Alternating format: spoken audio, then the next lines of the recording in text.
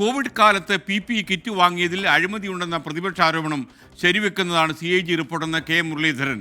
ആരോഗ്യവകുപ്പ് ഇപ്പോഴും സമ്പൂർണ്ണ പരാജയമാണ്. UDF-ഉം കോൺഗ്രസും ചേർന്ന് ശക്തമായ സമരപരിപാടികൾ സംഘടിപ്പിക്കുമെന്ന് കെ മുരളീധരൻ 24-നോട് പറഞ്ഞു. അല്ല, ഇതിൽ മുമ്പ് തന്നെ പ്രതിപക്ഷം ഈ കാര്യം ഉന്നയിച്ചാണ്. 550 രൂപയോളം വരുന്ന PPE കിറ്റ് 1500 രൂപയ്ക്ക് നൽകുകയും സാൻ ഫാർമ എന്ന കമ്പനിക്ക് മുൻകൂറായി പണം നൽകുകയും ചെയ്ത ആ കാര്യത്തിനെക്കുറിച്ച് അന്ന് തന്നെ പ്രതിപക്ഷം സൂചിപ്പിച്ചാണ്. പക്ഷേ കഴിഞ്ഞ നിയമസഭാ തിരഞ്ഞെടുപ്പ് കാലത്ത് ഒരു കോവിഡിൻ്റെ പശ്ചാത്തലത്തിൽ ജനങ്ങളൊക്കെ വളരെ ഭയത്തോടെ ഇരുന്നൊരു കാലഘട്ടത്തിൽ ആ പ്രചരണത്തിന് ജനങ്ങളിൽ അത് ഏറ്റില്ല. അതാണ് അതിൻ്റെ യാഥാർത്ഥ്യം. പക്ഷേ കഴിഞ്ഞ ലോക്സഭാ തിരഞ്ഞെടുപ്പിൽ വടകര നിയോജകമണ്ഡലത്തിൽ ഈ വിഷയം ഒരു പ്രധാന ചർച്ചാ വിഷയമായിരുന്നു. അതുകൊണ്ട് തന്നെയാണ് കഴിഞ്ഞ ലോക്സഭയിൽ വടകരയിൽ ഇത്രയും വോട്ടിന് UDF ജയിച്ചതിൽ ഒരു പ്രധാന സംഭവങ്ങളിലൊന്ന് ഈ PPE കിറ്റ് വിവാദം തന്നെയാണ്.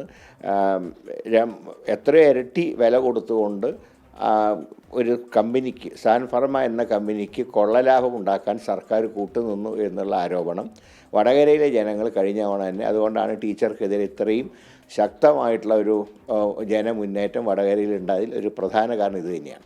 അപ്പോൾ കോവിഡ് കാലത്ത് ലോകം മുഴുവൻ കോവിഡിൻ്റെ ഒരു ഭയാശങ്കയിൽ നിന്ന കാലത്ത് ഒരു കൊള്ളലാഭം എടുത്ത ഈ സർക്കാരിൻ്റെ പൂർണ്ണ ഉത്തരവാദി മുഖ്യമന്ത്രി പിണറായി വിജയനും അദ്ദേഹമാണ് ഈ കേസിൽ ഒന്നാം പ്രതി. രണ്ടാം പ്രതി അന്ന് ആരോഗ്യമന്ത്രിയായിരുന്ന ശൈലജ ടീച്ചറാണ്.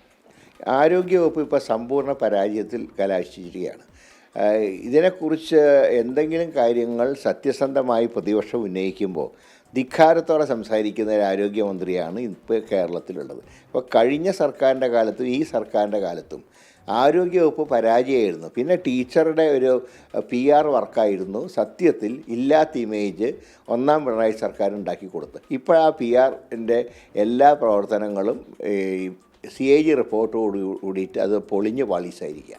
ഇത് സംബന്ധിച്ച് UDF-ഉം കോൺഗ്രസൊക്കെ ആലോചിച്ച് ശക്തമായിട്ടുള്ള സമരപരിപാടികൾ ഉണ്ടാവും.